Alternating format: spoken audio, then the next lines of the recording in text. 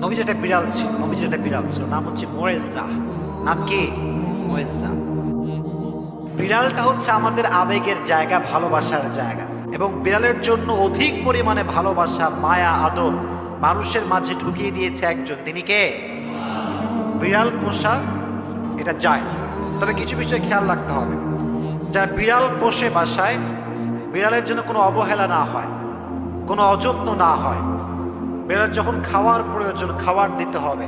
তার যত্নের প্রয়োজন, যত্ন করতে হবে। ঘুমানোর জায়গা দরকার, তাই ঘুমানোর জায়গা দেওয়ার দরকারটা আছে না নাই?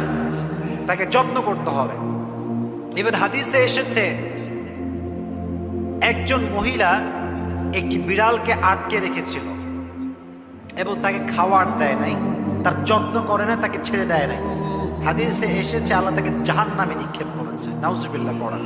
যে ব্যক্তি প্রাণীর উপরে দয়াবান হয়, যত্নশীল হয়, রহম করে, আল্লাহ তার উপরে রহমশীল হয়ে যায়। সুবহানাল্লাহ পড়েন। আপনি প্রাণীকে মায়া করবেন, আল্লাহ আপনাকে মায়া করবেন।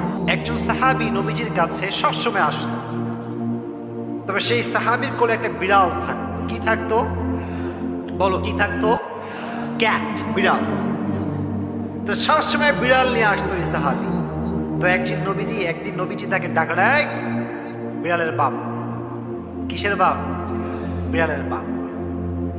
তার এই ডাকটা এত পছন্দ হয়েছে যে তার যে নাম ছিল আগের নাম, ওই নামকে সে পরিবর্তন করে দিয়েছে।